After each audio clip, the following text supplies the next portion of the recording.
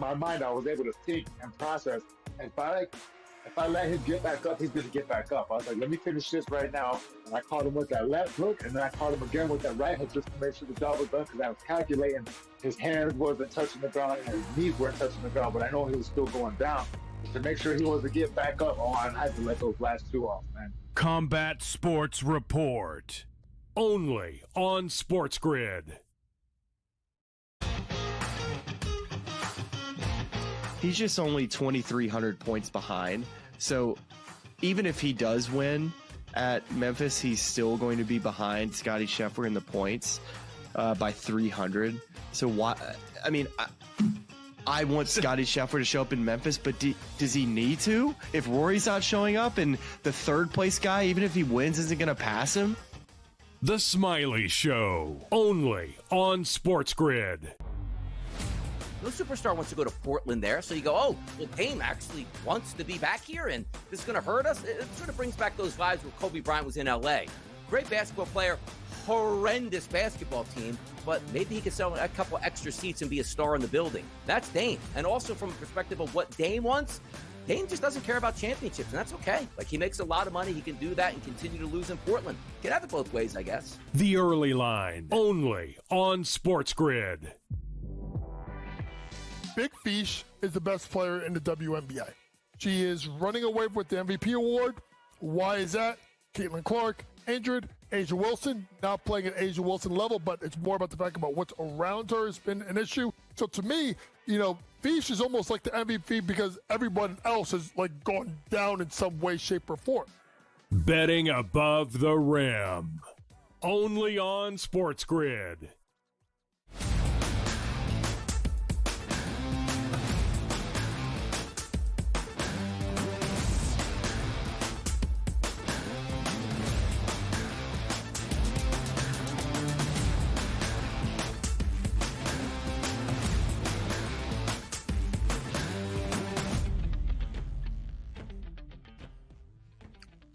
Welcome to hour number 3, our third and final live right here on this Thursday on the Early Line on SportsGrid. DRS training camp underway for all 32 teams around the National Football League, and with training camp underway and guys not just reporting anymore but taking the practice field for the first time or the first few days, you're going to have some good. You're going to have reports about status availability, about projection.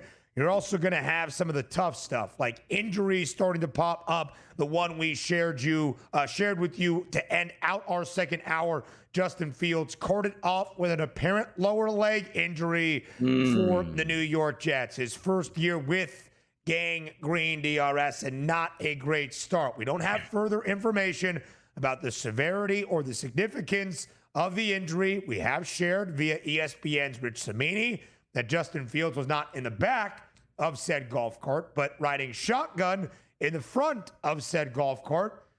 That could be a positive sign if you look at it that way. A lot to bring you, though, DRS, around training camp, around the NFL here in hour 3. Yeah, and also it's like no news is not good news in this spot here. Like good news is right away. Yeah. Like, yeah, got carted in, and a team spokesman or representative or their communications guy goes, yeah, it's being checked out for an ankle injury. We don't think it's all that big of a deal. We'll update you later at this point. The fact that we haven't heard anything, it's only been 15 minutes, but 15 minutes in the sports landscape with social media is an absolute eternity. Because usually you would see like, okay, you emerge from the locker room, walking back out to the field, no helmet, or you have, again, some sort of release of information that comes out. Now, you can do a pretty good ACL test on the field, but we didn't even get that. Like, they're checking his knee. They're checking his ankle. They're checking his calf.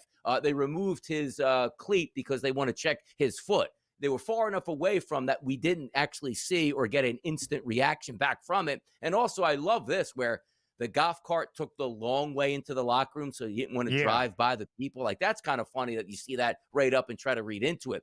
Usually, again, I like to say there's always over caution, but the longer we wait, the longer it goes. It sort of gets surprising. I'm like, yeah, what?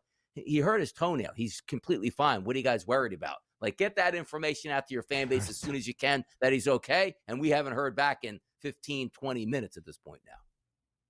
Yeah, you wonder, DRS, right? Are the Jets PR people going to go to that gaggle of reporters and say, hey, he's good. We're evaluating, but it's not overly severe at this moment. Are they going to wait for Aaron Glenn to address it at the podium following practice in a few hours?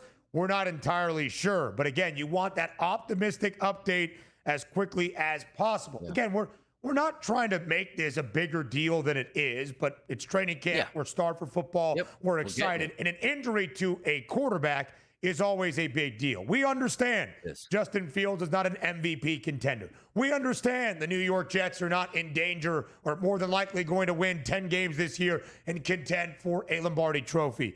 But injury news, of course, at this stage will always be handled as a breaking news scenario to all of you here on the early line. All right, DRS, elsewhere around training camp. Yesterday, Duval County getting underway. That's the Jacksonville Jaguars, hoping for a bounce-back year under a rookie head coach in Liam Cohen. There's a lot to like with this Jags team. Liam Cohen needs to reinvigorate the career of Trevor Lawrence, who might have a new pass catcher to throw the ball to, and the reigning Heisman winner in Travis Hunter, and might have a guy on the other side that can lock down the opposition's best wideout. So how exactly is Travis Hunter going to be used for Jacksonville this year? That remains the question. And how are we going to see Hunter used during practice throughout training camp? Here's Liam Cohen with the answer to that yesterday.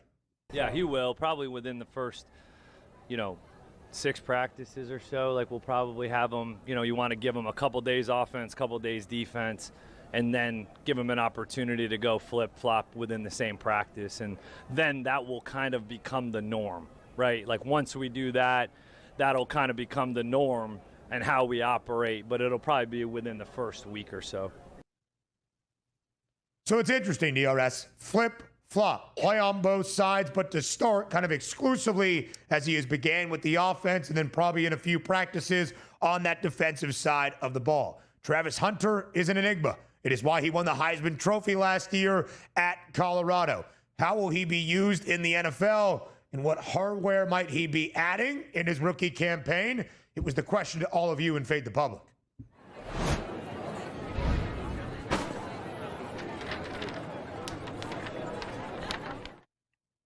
Is Travis Hunter more likely to win offensive or defensive rookie of the year? At SportsGrid on Twitter and DRS, most of the public, more than 59%, saying that although Travis Hunter is an elite wide receiver, they think he is more likely to win defensive rookie of the year, more than 59% of the vote. It's the way that I selected as well. How did DRS vote in the Fade the Public poll? I think the public got it wrong here. Like, I voted for offense at 41%, more likely to win offensive, because also a defender, it's usually tackles and it's usually sacks that will get you up there. Not interceptions, because if you're a good cornerback, you don't even get a chance to make interceptions or look to throw to the other side. And also understand this, I take a lot out of how teams initially use their prospect. Now, we're just in the first few days of training camp, and you just heard Liam Cohen explain what they're trying to do. Now, in the OTAs, we didn't hear anything about defense. Travis got over there on offense, start to learn the offensive playbook, because technically that is harder than learning the defensive playbook. He's an unbelievably talented cornerback, a lot easier just to say, go play defense than offense. We need you extra time. But also at the same, I do think there's a chance that he plays more offensive snaps than defensive snaps this year. But we won't know that. We'll know throughout training camp, and they're not going to tell you, hey, you know what, game number 1, playing whatever team we're playing, here's exactly the way we're using Travis Hunter. Use that information accordingly. They're not going to do that. But I would have my spots to be like, I thought coming into the NFL, Travis Hunter should be a full-time defenseman or defensive player at cornerback. Play there, lock it down, and then, you know what? Sometimes during the first quarter, maybe during the second quarter, 2-minute drill, third quarter if we're down, fourth quarter if we're down, you're actually going to go both ways and play wide receiver because we need you. You're that talented. But I just don't know if it makes sense. The way they're going to deploy him early on is what? More offense than defense, more defense than offense. They're working that through. But for me, it's more likely to an offensive play because he could be a 1,000-yard wide receiver. He could catch 10 touchdown passes, which will put you in that realm of being offensive rookie of the year. Defensive rookie of the year, what does he have to do? I don't know, play all 17 games, intercept 7 or 8 passes at this point to win that, as opposed to a sack artist that might be able to get 8 or 9 sacks that automatically gets the bump over the defensive back. I just think it's offense where he's going to get it done as opposed to defense. A slightly better price to win Offensive Rookie of the Year at 9-1. Third best number behind Ashton Genty, who is the favorite, and Cam Ward, who is not all that far behind Genty. Pretty good drop off to Travis Hunter. A 10-1 price to win Defensive Rookie of the Year, tied for the third best number. To win either, plus 450. Not sure I love that short number still from a betting perspective.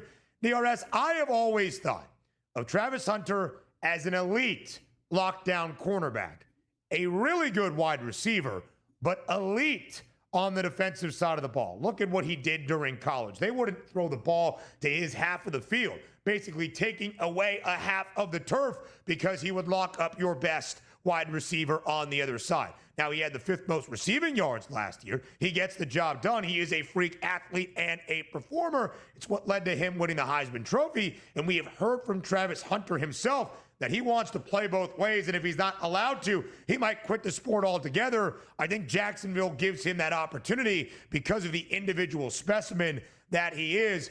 I do wonder how much, though. How much is he going to play offensively and defensively? Played about 85% of the snaps last year overall from scrimmage for Colorado. Not sure the number sees that in the NFL. We're on the early line next.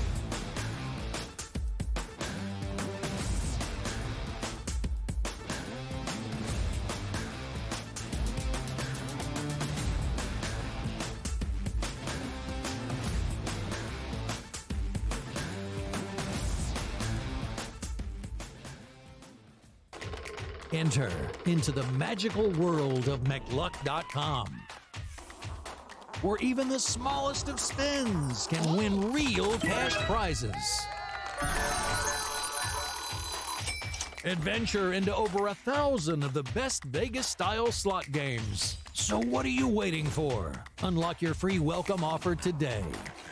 Join the fun where winners play and players win. Two guys that can do it all. Too much electricity this morning. This is a good time. We're having a lot of fun. I had to do a triple take. Ka-ching!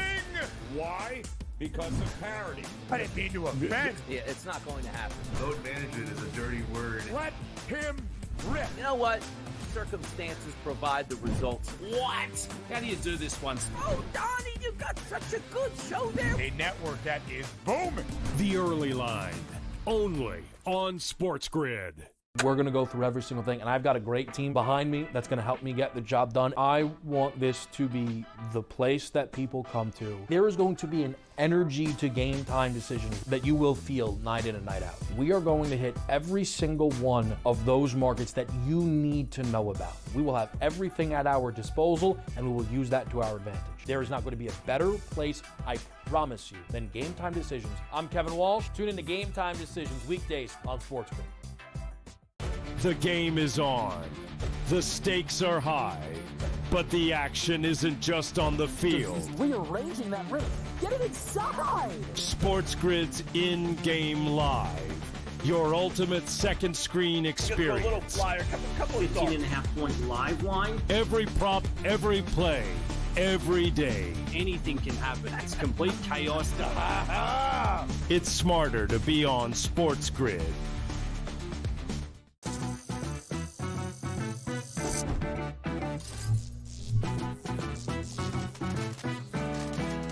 Did you know sportsbooks tend to draw up tighter bet lines for events that get even more bettors, like championship games or major matchups? My tip, try betting on less popular sports. You might have a better shot at beating those odds. Now, go get lucky. See you in Las Vegas. Let's get lucky.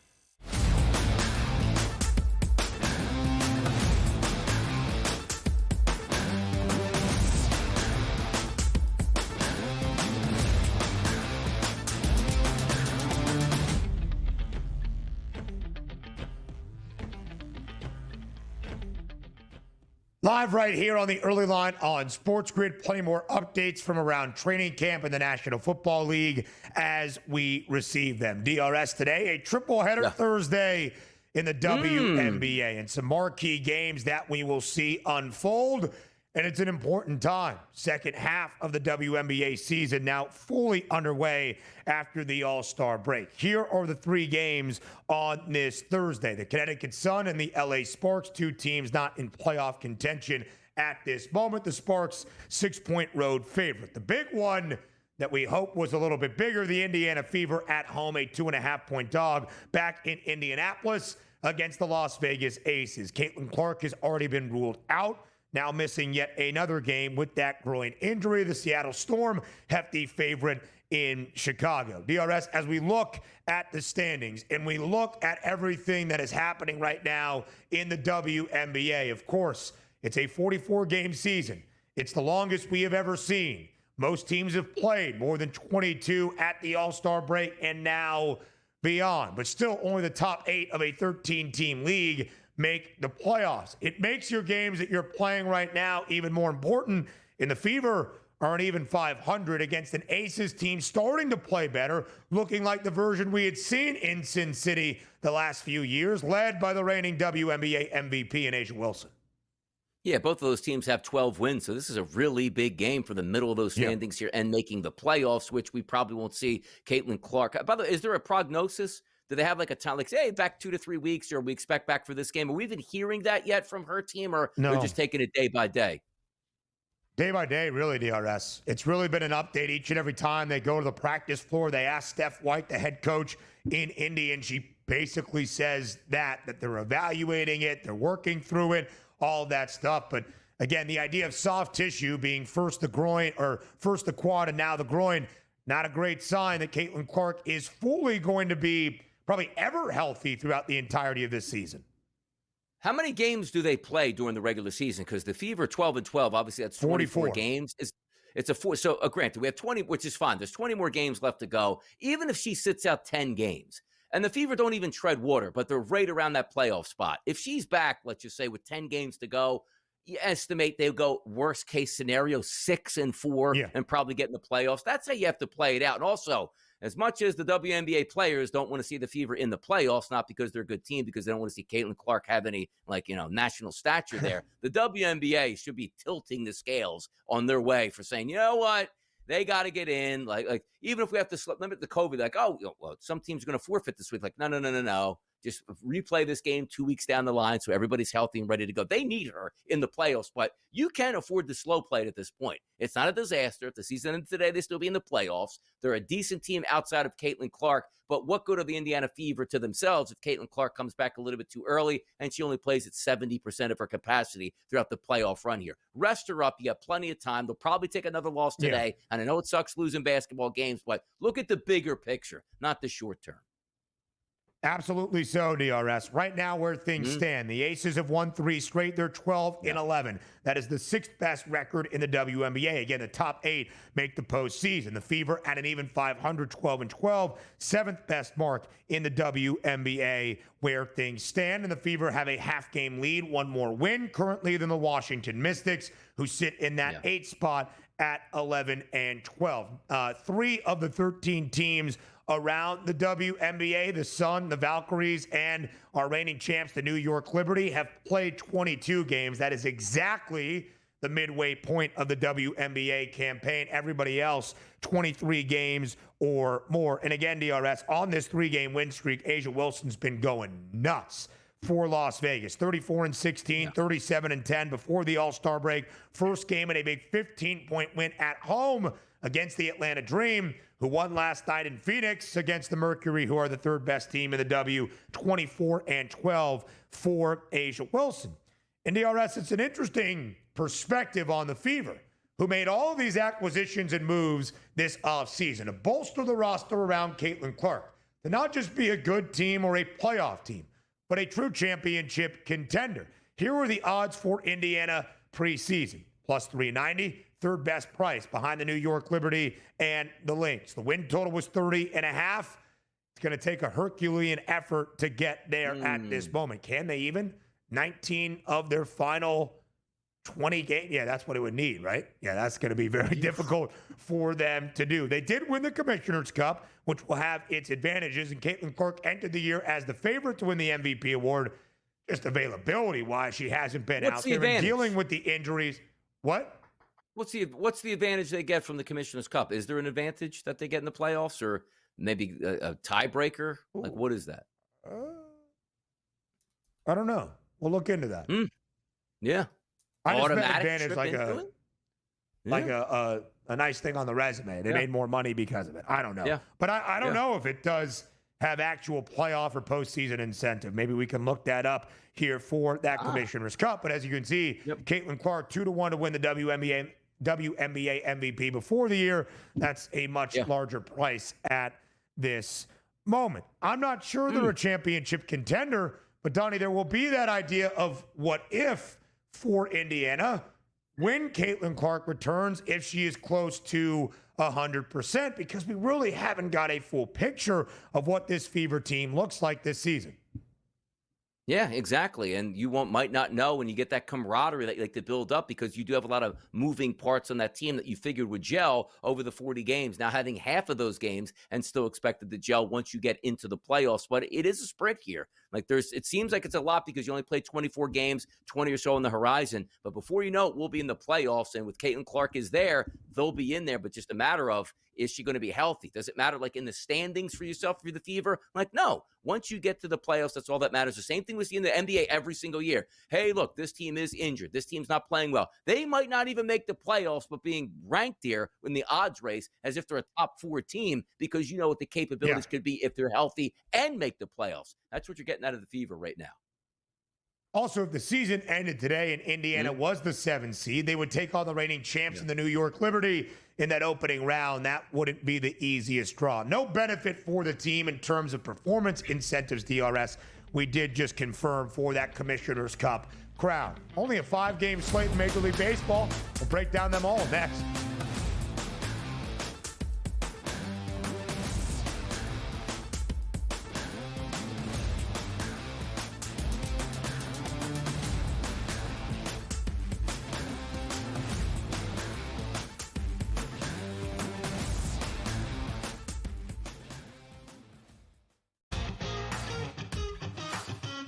Already doing the dusting of the spot of where this one was going to go after Augusta this year. And the players, you know, he's had this insane start to the year. We won 3 times. Surely Scottie Scheffler isn't going to have a resume by July that's going to be way better. It's just, there's no way. But here we are. It's Scottie Scheffler with 2 majors on the year. The Smiley Show, only on SportsGrid. Her ability to defend, shoot the 3, rebound, pass the ball, and on a team that is awful. Right now, training to get the #1 overall pick if they win the WNBA lottery. Possibly to draft her buddy AZ Fudd, maybe. But when you look at Paige Beckers is a top 10 player in the WNBA. Betting above the rim, only on SportsGrid. I think he's on easily the back 9 of his career at this point. A lot of fans I see on social media saying, oh, we got to sign this guy. Something left here with Noah Fant? What gives? I think they were ready to move on from him as a veteran, but I think Fant is like a number 2 tight end for a contender who can play a lot. I think that would interest me, and I've almost been looking around trying to find a good landing spot for him, and I've settled on what if he were to go back to the Broncos and sort of back up Evan Ingram. Newswire, only on SportsGrid. When it comes to the running back situation, I think Browns fans were pumped to see what Dylan Sampson and Quinshon Judkins were going to look like, especially because Judkins is a Buckeye. This is Buckeye territory up here. Ohio State fans were super excited about that. It let a lot of air out of the tire when it looked like this kid's going to miss at least the first 6 games of the season. So they could have a good running back, Tim. In-game live, only on SportsGrid.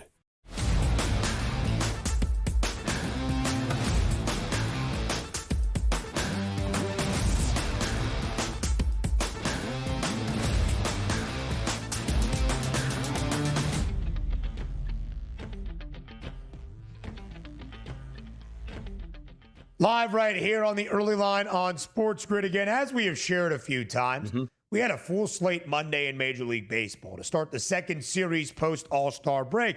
The guys were ready. The guys were refreshed. They were relaxed. They were ready to get back to the daily grind of 162 in MLB. But if you have a full slate Monday and everybody is playing a midweek series from the very jump, and those come to a close as we saw all around the league yesterday, DRS, well, then you're going to have a pretty quiet Thursday in the sport. The Guardians and the O's continue their midweek series. That's the only one of our 15 sets in the midweek. The Guardians have won all 3. They are looking for the sweep today in 4 games against the Orioles. Pretty important game today, though, in Detroit. It's the Tigers and the Blue Jays. The Jays, of course, a 4-game lead now in the American League East. They take the series in their midweek set against the New York Yankees. They've got 60 wins. They head to Detroit. The Tigers are stuck on 60. Now the Jays and the Astros swept the D-backs this week as well. Houston in action on this Thursday. DRS, both Toronto and Houston, a half-game advantage on the Tigers for the 2 best records in the American League. Of course, that is important now as we turn our attention to playoff pictures, as they would earn the opening round buys, and that would not be the case in the Motor City. The Tigers are a home favorite today after being swept by the Pirates this week. Can Detroit, who has dropped 9 of its last 10, turn things around against a very good opponent on the other side in Toronto?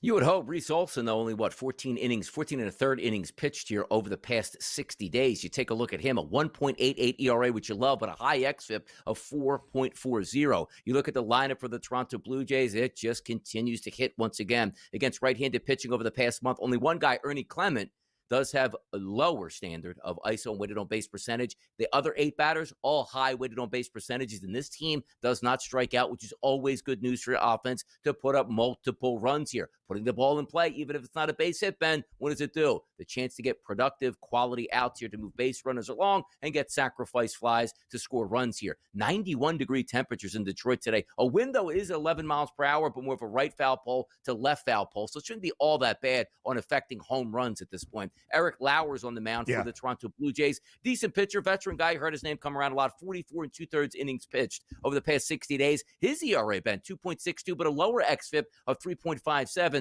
than what we're seeing here out of Reese Olson. But for me, I look at the lineup. Gleyber Torres, Jahmai Jones, Riley Green, Torkelson, Wenceel Perez. Yeah, we still like it, but there's something going on in Detroit right now where they just have to crack the win column. You see the price point. They're still favored at a minus 130 price. Does this feel like a team that you want to bet and have it as a favorite as opposed to getting plus money? Toronto's playing really well, and it's not as if you could even say, like, well, Toronto's got to go all the way out to the West Coast to play a game after playing at home. No, they're going to Detroit. Quick flight, get off, get in there, play some baseball. Give me the plus money to plus 110 price. Just on a simple fact is Detroit's a fade team right now. Toronto is not, and I'm getting plus money. Seems pretty simple to me.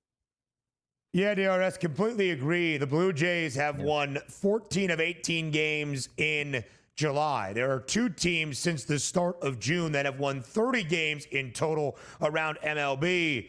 It's the Blue Jays and the Brewers, who beat up on the Mariners yesterday, winning 10-2 in their series finale out in the Northwest. We head to St. Louis under the arch today. It's the Cardinals and the Padres. Really good pitching matchup on paper, DRS, at least in the last decade in Major League Baseball. Sonny Gray for St. Louis, Yu Darvish for San Diego. The Redbirds a home favorite at minus 142. Total stands at 8.5. What do you like today under the arch?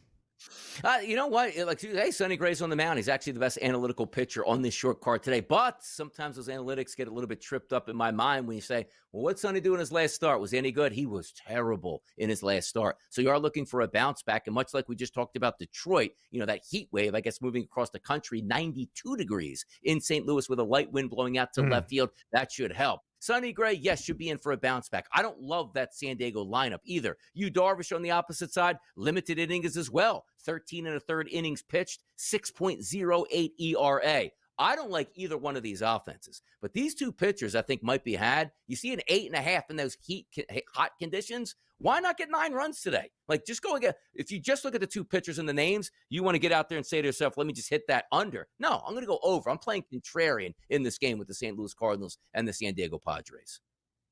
Yeah, DRS, an interesting stat yesterday. The Cardinals were blanked in Denver at Coors Field by the Rockies. It was the first time snapping a 220-game streak. The Rockies had blanked an opponent. They had shut out a team on the other side. First time since May of 2024. Justin Fields update next.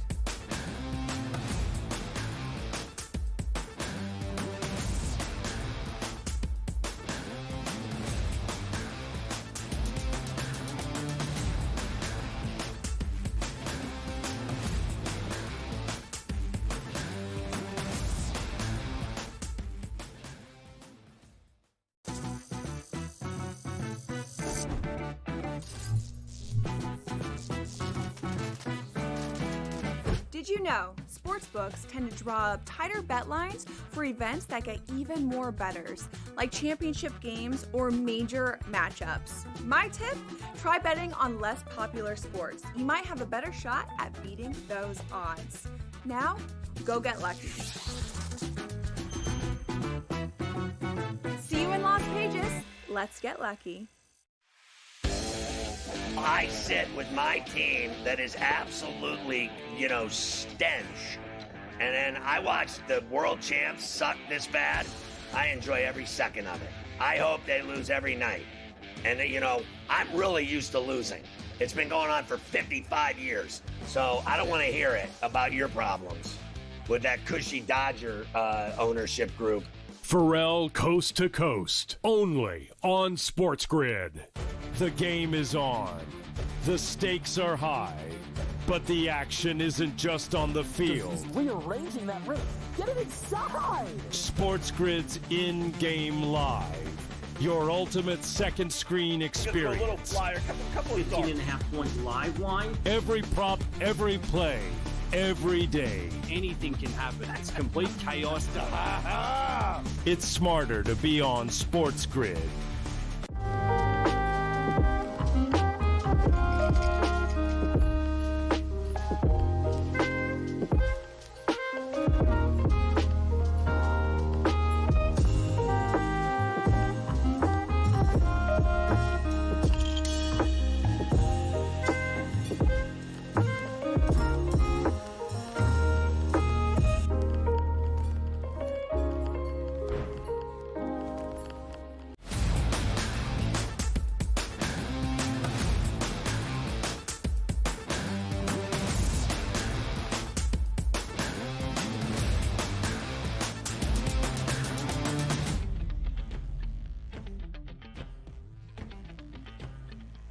All right, so an update around Justin Fields, DRS, who left training camp today in the practice for the New York Jets on a cart with what reporters were calling an apparent lower leg injury. We have got the update from new head coach of the Jets, Aaron Glenn. He said that Justin Fields is dealing with a toe injury on his right foot. Glenn indicated that by the way the play developed, he believes that someone stepped on Fields' foot. So, at least, again, we don't know the severity. Aaron Glenn said it is too early to discuss that component of it. And toe injuries are nothing to trifle with. They can be incredibly painful, and they can linger for a very long time. But just in comparison of apparent leg injury to a quarterback in training camp when nobody can hit him in his first few snaps in practice, your immediate thought is, all right, that's non-contact. That's a knee, that's a torn ACL, that's a ruptured Achilles. At least in that context, I would say more of a positive sign, perhaps, for the New York Jets and Justin Fields. Or you just take it as a negative sign. Like, come on, man, quarterback can't get his foot stepped on before leaving the field, causing everybody to go into a panic. Like Brett Favre would never do that, would he, at this point? You got to be an Iron Man out there. But having said that, it's training camp. You do not want to have your stars in harm's way. The minute they get some sort of injury or tell you something is wrong, you go right back to the locker room, x-rays, MRIs, take time off to have what you need. But to have, oh, no, he's carted off the field to turn out, oh, somebody stepped on his toe. What is the worst case scenario? Right. A broken toe. He's out for a week and a half, 2 weeks at this point, manages the pain and he's back for the regular season. Or I don't even know if it's saying he might get an MRI. An MRI on what? A dislocated toe? Again, probably out there in just a couple weeks. The best case scenario probably just happened because you don't want to hear hamstring for an athletic quarterback. You don't want to hear calf for an athletic quarterback, Achilles, or a knee injury here. If you're telling me he got his toe stepped on, that could be the best possible scenario you could hear coming from Jets camp today. Might he miss a few days, a few weeks in camp? Sure, but it's July 24th. They have a lot of time to get Justin Fields back and healthy. What does that mean for his development and learning a new scheme and a franchise with New York?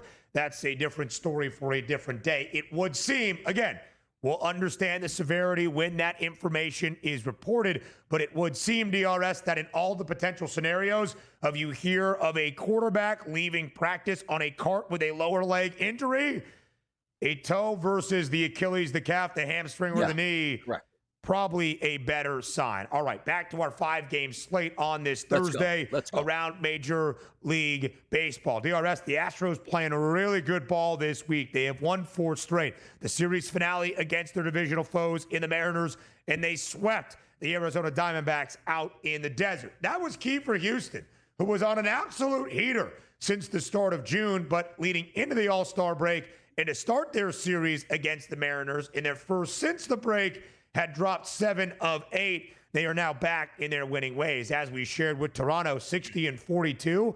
The Astros and the Jays now tied for the best record in the American League. We talked about some pitchers yesterday, DRS, maybe making their final outing, their final start for their current club. Could that be the case for Sevy? Luis Severino, the highest paid athletic in the history of the organization, that has hated his time in Sacramento. At least this start is in Houston. The Astros a slight favorite, -130 on the money line. The over-under stands at 8.5. A divisional duel this weekend in H-Town. How does it start?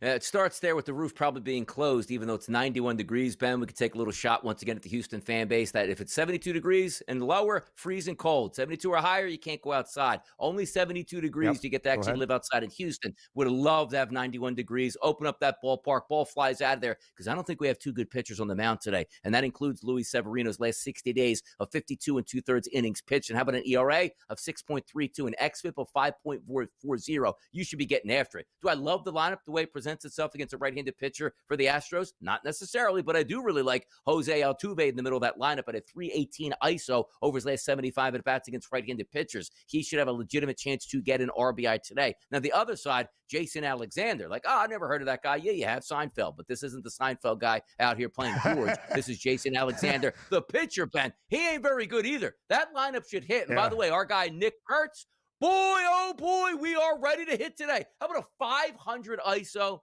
and a 563 weighted on base percentage against right-handed pitching this year? If I'm looking at this game, I do think the A's hit Jason Alexander. I do think Severino can get hit. I don't mind the 9, but if we're just trying to individualize some performances there, our guy Kurtz and our guy Altuve, 2 guys that should have legitimate RBI chances today based on their statistics. And I do think we get runs in H-Town.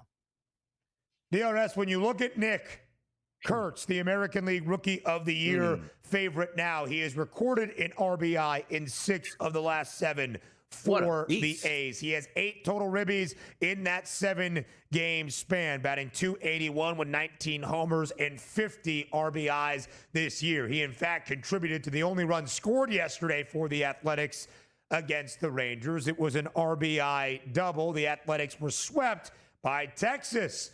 Donnie told you the Rangers might be a playoff team post All-Star break. I said keep an eye on Texas.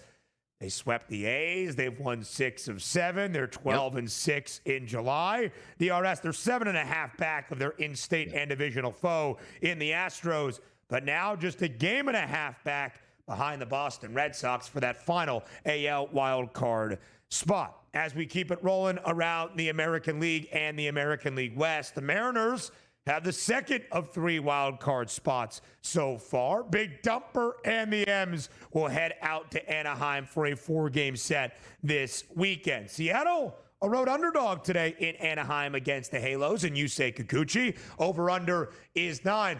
You might be surprised to see Seattle as a dog in Anaheim. The Angels have been a pesky side, DRS, really all season long, but here post-All-Star break as well. And also, you have the better pitcher on the mound being Yusei Kikuchi here. Take a look at his last 60 days as a pitcher, Ben. 3.09 ERA, 3.44 xFIP number through 58 1/3 innings pitched. Look at the power numbers going up against him. An ISO of 118 over the past 30 days. In particular, that comes from the right-hand side, which is an 089 ISO power number to those right-handed batters, which is great. Cal Raleigh's got good numbers. He always does, regardless it feels like left-handed or right-handed pitchers. Randy Rosarania, Mitch Garver. But outside of that, they don't hit left-handed pitching all that well. And the Angels, you're right about that pesky offense, which is Neto, Chanuel. You take a look at Trout, Ward, and Adele. All of those guys high-weighted on base percentages against right-handed pitching, but particularly against Logan Evans. He struggled with the left-handed bats this year. So if you are taking a look at Chanuel and that 2-hole as a lefty, he might make a lot of sense for either an extra base hit, a base hit, and or a run scored, or even flirting with an RBI with a legitimate chance to hit a home run here. So for my money, look, Seattle's the better team, but I'll lay the points. I'll lay the juice. -120. I think the Angels get the job done today. I do. The Angels were swept by the Mets in the midweek set, and I would just say very different travel for these two teams. Seattle was home against the Brewers. They lost 2 of 3. They got to go on the road, but they go to Anaheim just down the West Coast. The Angels played yesterday afternoon up in Queens. They now got to fly cross country to start this 4-game set. DRS, 2 playoff teams last year in the AL that have been disappointing, but different levels. The Orioles, awful, 13 games, sub 500. The Guardians have won 4 straight to get back above 500, 51-40. We thought these two teams would for sure be big-time sellers at the trade deadline next week. They still might, but maybe the Guardians keeping some of those key assets. Cleveland looking for a 4-game series sweep to end out the midweek set against Baltimore. They're slightly favored to get it done. Will the Guardians do that in the land today? Look, better pitcher on the mound is Baltimore Orioles, and that's Charlie Morton, who's probably going to be up at the trade deadline to be moved as well for himself. 47 2/3 innings pitched over his last 60 days. Manageable ERA 3.78 and an xFIP of 3.73. You take a look at Logan Allen. His ERA is higher. It's in the 4s, and his xFIP is higher, also in the 4s today. Maybe a decent look here at the veteran pitcher Charlie Morton coming away with a victory. Don't love this game, but you know what I do love there? How about 89 degrees and a wind blowing out to right field in Cleveland, man? Ooh, that little rust belt. That rust belt's getting torched today by the sun, huh? We're getting that heat here on the East Coast starting tomorrow into Saturday as well. It's hot once again in the summer. Tom Vecchio joins us next.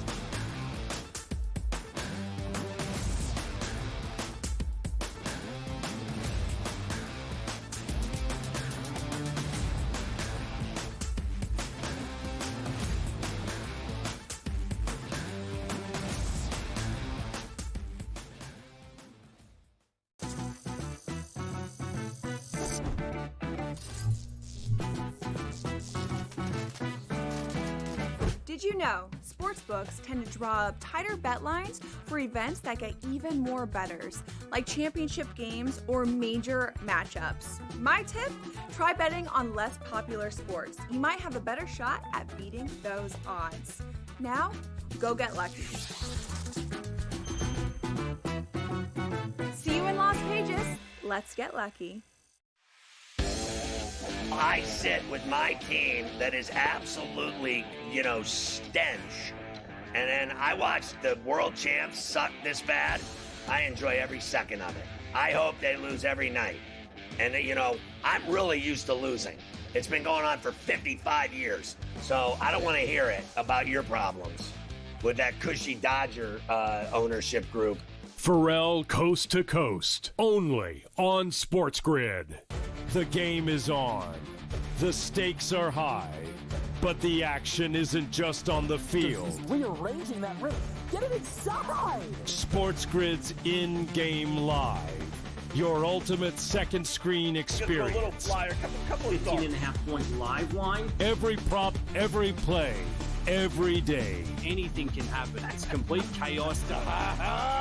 It's smarter to be on SportsGrid.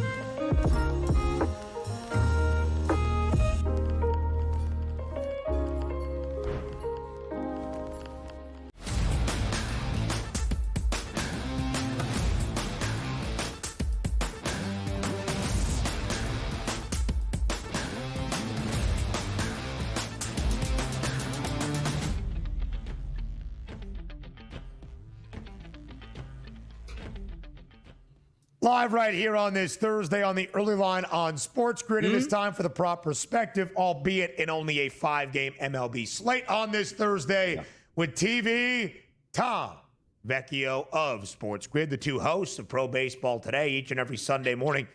I think each and every Sunday at 10 a.m. Eastern, right? I know we've had some scheduling mishaps the last few weeks. Know the finish. But it's always 10. Know the finish. It just sometimes might go to noon or sometime get a little bit cut go to 4 short at 11. Saying it might go to 4 sometimes. Don't know.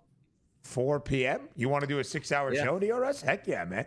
All about might need Tom, glad to have you here on this Thursday, my man, to break down the baseball slate and talk a ton of things here as training camp now underway in the National Football League for all 32 clubs. Yeah, we got some baseball today. We got the trade deadline coming up. We have training camp underway, as you said. We have injuries occurring in training camp, which certainly changes things. I say we just get rolling. All right, let's get rolling to it. Vecchio, we'll start with the MLB slate. We'll get to some football after that. So as we look at our 5-game slate today, the Houston Astros pulling off a sweep this week out in the desert against Arizona. Houston building up the lead in the American League West. They got to 60 wins. They're 60-42. Tied for the best record now in the AL alongside the Toronto Blue Jays. You mentioned the trade deadline next week in baseball, exactly 1 week from today. Could this be the final start for a certain Luis Severino in an Athletics uniform? Has not enjoyed his year in Sacramento with this A's organization, to say the least. Houston, a small home favorite today, Tom, to start off this 4-game extended weekend set against its divisional foe. What do you like at H-Town? Well, first off, I got to say that this line feels a little bit light to me. Donnie, I want to know what your thoughts on after this, but it feels like a little light line. Like Jason Alexander is, I understand he's not the best pitcher, but Severino has really, really struggled this season. And, Ben, as you alluded to, he is scheduled for a start on Tuesday, but this could be his last start because his name has been brought up in trade conversations. So I like him to not go deep into the game. He's also not striking out a ton of hitters this year. So let's go to under 4.5 strikeouts at plus 104. Here's a career low 15.9% strikeout rate this season. And when we look to Houston, they're 20th or 21st in the league when it comes to strikeout rate versus righties. They're disciplined at the plate. They've always been. So the line feels a little bit light. It's minus 130 now on the money line. They are by far the better team. I understand it's not some dominant pitcher on the mound, but the Astros at minus 130, I like it. Yeah, it's an interesting line because you are looking at one team that's not used to winning, and that's the A's. I went a different route in that game, Tom. I just went some RBI props. Jose Altuve, I think, matches up very well today against Severino on the opposite side. Kurtz has been absolutely on fire, just taking a flyer that one of those guys at plus money can bring me in the door as opposed to trying to say who's going to be the better pitcher in this game because I don't have much information on Alexander as it is. Another game, a team I got last night, just needed them to get 2.5 runs or over. They got me 3. Right by the skin of my teeth there. That was the Guardians. They're going to take on Baltimore again today. And the question is going to be, is Charlie Morton, how many more starts is he going to make for the Baltimore Orioles if he's on the move? But just an interesting day with some nice weather conditions, Tom. In Cleveland, 90 degrees with a double-digit wind blowing out to right field. What can we take a look at between Baltimore and Cleveland?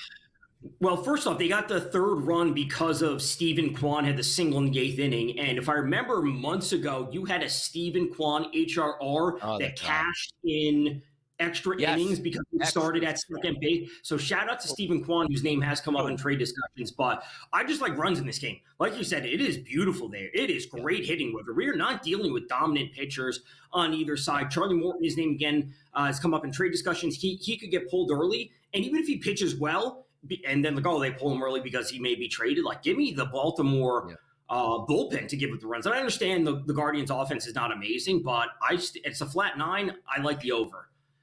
Nice. It's really interesting, this Cleveland team. They've won 4 straight, but Vecchio, entering the final week before the All-Star break, they had to head to Houston. They were on a 10-game losing skid. The Astros were playing out of their minds since the beginning of June. Cleveland swept the Astros. They won 11 of 13, and now they're only 8 games back of the Detroit Tigers in the American League Central in a game above 500. Maybe the Guardians trying to hunt down a playoff spot once again, which factors into a couple of those guys. Emmanuel Clase, maybe Jose Ramirez, Stephen Kwan, who were thought of as potential trade assets in the final week leading up to the trade deadline. Here are some others Vecchio, as we look at the big boppers first offensively, Eugenio Suarez, 36 homers this year. Josh Naylor in Arizona as well. Ryan O'Hearn, Cedric Mullins, all-stars for the Orioles. Marcelo Zuna, the DH for the Atlanta Braves. Of these guys, we'll get to the pitchers after. Of these guys with their bat, who do you think is the most sought-after commodity leading to the trade deadline next week? It's got to be Suarez right now, just because he's been on fire, and positionally he's a spot that a lot of teams need. I don't mind those. I think Ozuna will be sought after, but if he's only going to be DHing, that does present a bit of an issue for some teams. And he does have playoff success, like proven playoff success when they won. So I know teams will want that. The one note I'll make about some of these players, we could mention the Orioles just because I talked about them. I don't think it'll happen now, but we will be seeing watered down lineups, I would say, on Tuesday, Wednesday, really, of next week. I don't think it'll affect the Orioles or the Diamondbacks today or over the weekend. But as we get to Tuesday, Wednesday, Thursday of next week, that's where we could see some teams hitting unders just because they're not dealing with their full roster, essentially. Big moves on the horizon. And again, this is a true seller's market. You're going to get a lot of bang for your buck on players that might not be all that great here. And we talk about the pitching prospects here at the deadline. Sandy Alcantara before the season or last 2 years, man, he's available at the deadline. We got to get that guy. Not so much this year, even though he had a fantastic start yesterday, along with Zach Gallen, Seth Lugo, Clase, and a couple other relievers. We know the relievers are going to change hands from bad teams to good teams. It happens every year at the deadline. But Alcantara, Zach Gallen, Seth Lugo, they can provide some depth to some teams, but is it lightning in a bottle with Alcantara? Are you getting him at his best because he finally had a good start? I would say yes, and it depends on which team gets him. I think he makes a lot of sense for the Cubs or the Tigers. I know he's not connected to the Tigers. I know he's been connected to the Cubs, but getting him at a decent price in prime form in essentially what could be a good pitcher spark, especially gets the cooler weather in Wrigley, I think that could be a real benefit for the Cubs if they pick him up. Yeah, it is really interesting looking at those starting arms. Very notable names. Seth Lugo having the best year of these three starters, the only guy with a sub-3 ERA. In fact, the only guy with a sub-5.5 ERA of Sandy Alcantara and Zach Gallen. DRS, enjoy Moneyline, my friend. We will miss you. I will. I hope you have a great Thursday. Not going to miss you. We'll talk tomorrow. Vecchio and I will talk more on the early line next.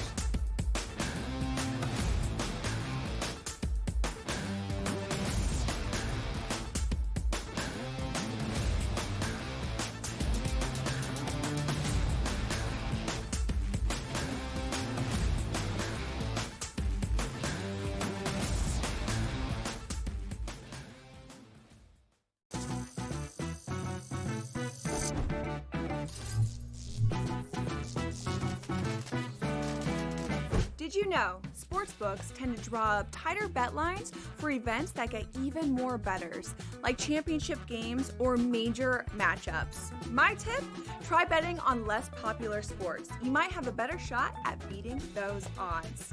Now, go get lucky. See you in Las Vegas. Let's get lucky. I sit with my team that is absolutely, stench. And then I watch the world champs suck this bad. I enjoy every second of it. I hope they lose every night. And, I'm really used to losing. It's been going on for 55 years. So I don't want to hear it about your problems with that cushy Dodger ownership group. Pharrell Coast to Coast, only on SportsGrid. The game is on. The stakes are high, but the action isn't just on the field. Rearranging that roof. Get it inside! SportsGrid's in-game live. Your ultimate second screen experience. A little flyer, couple of 15.5-point live line. Every prop, every play, every day. Anything can happen. It's complete chaos. It's smarter to be on SportsGrid.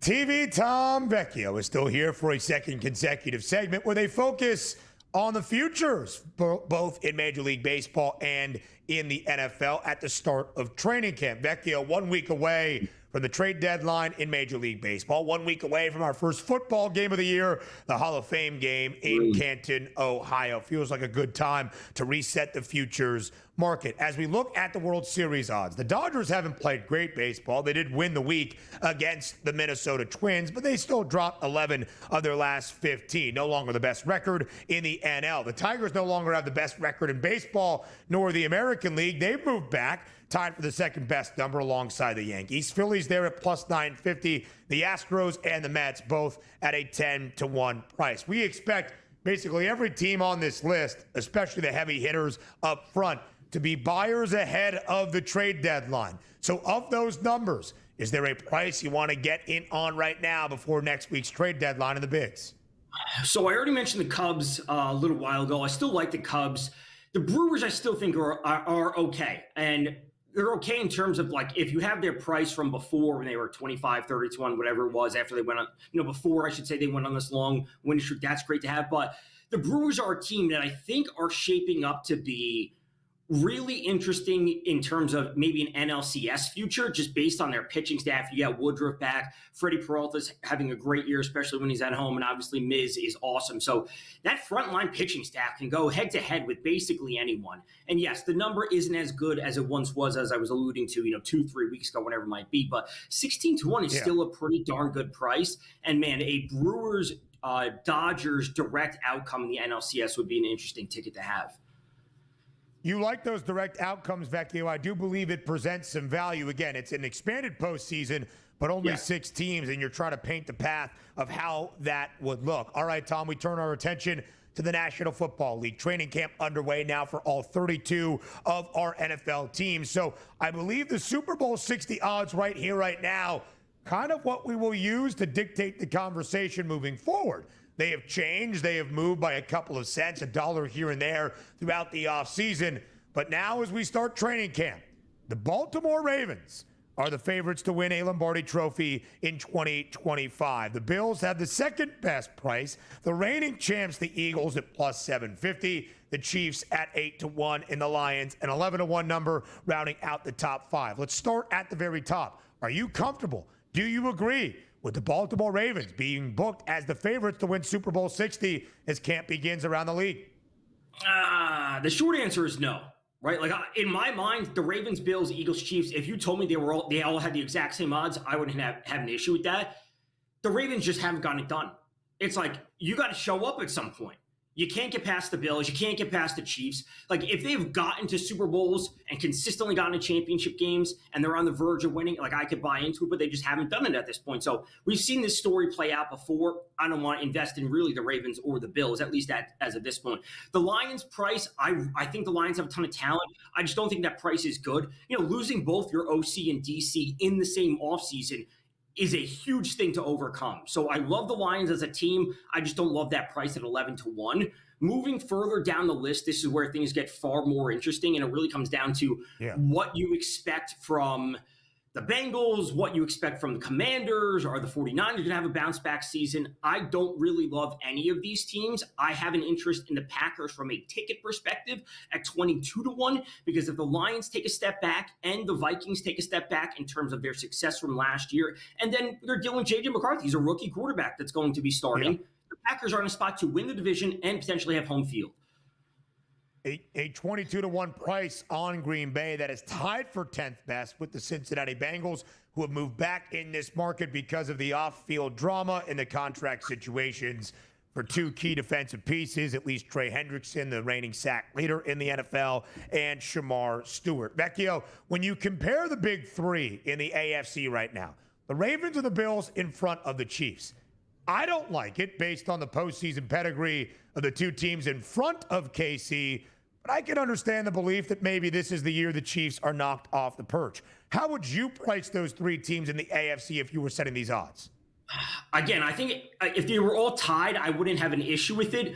340, 340, and 410 is what I see. We could bring those down to 375 for both the Ravens and the Bills, and I think that's where it should be. And again, rubber meets the road, these teams got to show up, and they just haven't done it so far. Yeah, the idea that they will or they can, sure. But we have seen direct head-to-head results between these franchises against another, and it always comes out with the Chiefs often winning at the end. Vecchio, thank you so much. The early line returns tomorrow, 8 a.m. Eastern.